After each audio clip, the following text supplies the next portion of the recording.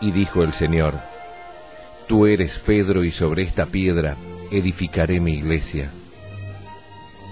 Y el Santo Padre, Benedicto XVI, en su aprobación y promulgación del compendio del Catecismo escribió: Agradezco infinitamente a Dios nuestro Señor el haber dado este catecismo por mi venerado y amado predecesor, el Papa Juan Pablo II.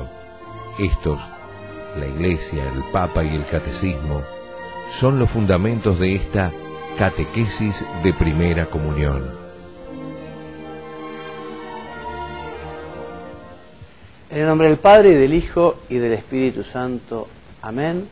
Ave María Purísima, sin pecado concebida. Bienvenidos, amigos, a nuestro curso para padres y catequistas de primera comunión.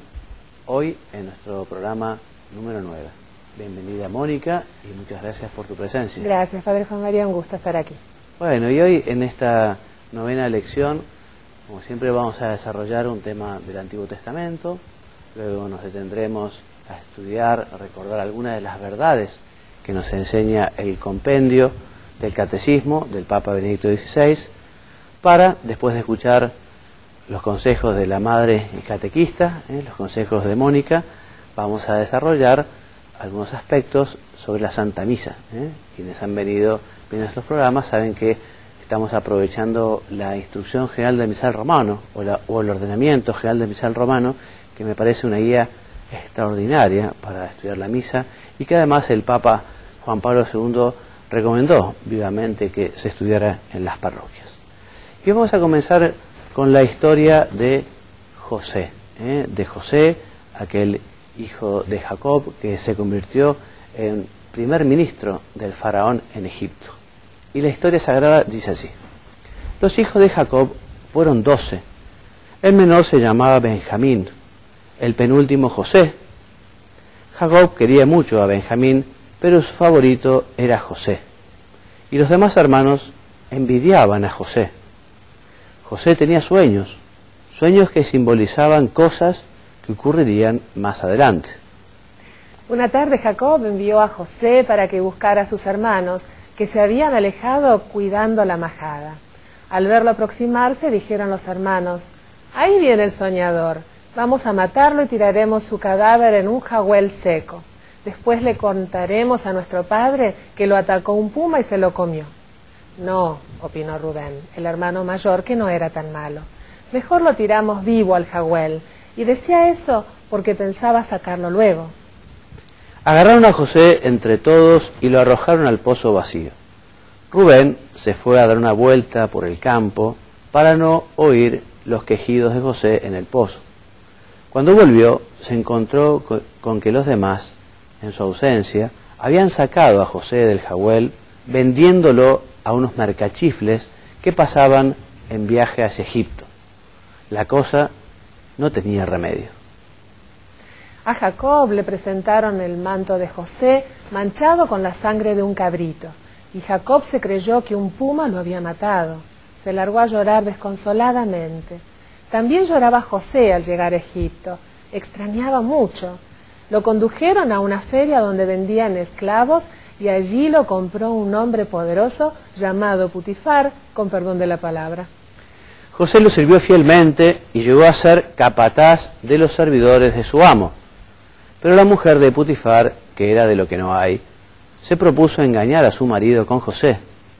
Como José no le llevaba el apunte, ella, despechada, lo denunció falsamente. Putifar, furioso, metió a José en la cárcel. Ahí interpretó acertadamente los sueños del copero, sommelier, le dicen los franceses, y del panadero del rey, que también estaban presos. Una noche, el rey de Egipto, conocido como Faraón, tuvo 2 sueños rarísimos. En uno de ellos vio 7 vacas gordas que salían de un río y pastoreaban en la orilla. Después salieron del agua 7 vacas flacas y sarnosas que se comieron a las vacas gordas. En el otro vio 7 espigas bien granadas que eran devoradas por otras 7, vacías de granos, apestadas completamente. El faraón se asustó por sus sueños y empezó a buscar a alguien que supiera interpretarlos. Su copero, que ya andaba suelto, le comunicó la habilidad que tenía José para interpretar sueños, y el rey lo mandó llamar. José, le explicó al rey, los dos sueños indican lo mismo. Pronto vendrán 7 años de prosperidad y abundancia, pero después habrá otros 7 de miseria. Por la seca se morirán las haciendas y se perderán las cosechas. Entonces nos moriremos de hambre, dijo el rey muy afligido. No, don Faraón, contestó José. Puede usted construir grandes galpones para guardar el trigo en la época buena, y cuando llegue la mala, distribuirlo de a poco hasta que mejoren las cosas. Está bien, aprobó el rey. Ya que han demostrado ser tan inteligente, te encargarás vos de hacer eso. Para que puedas realizarlo, te nombro primer ministro. Todo sucedió conforme lo había anunciado José, y nadie pasó hambre gracias a su previsión.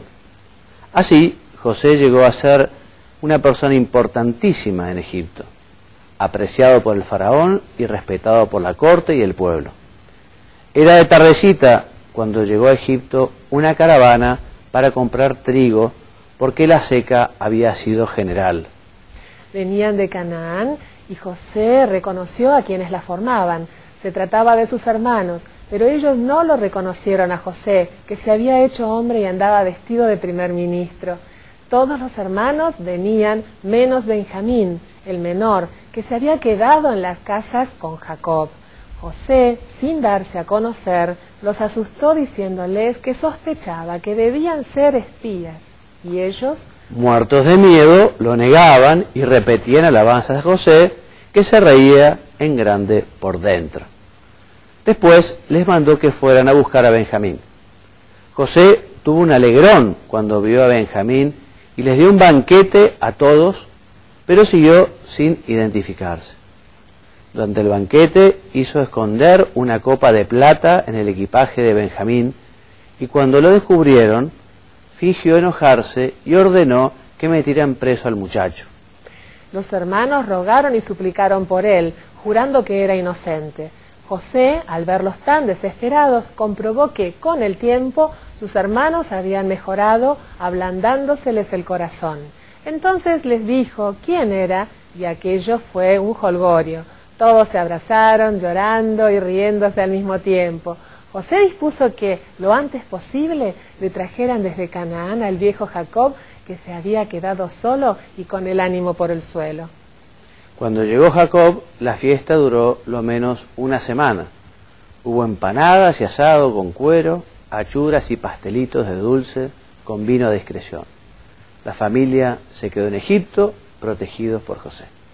Y el objetivo que podemos sacar de esta historia evangélica es destacar que, como dice el Martín Fierro, los hermanos han de ser unidos porque esta es la ley primera, aunque en realidad no sea la primera.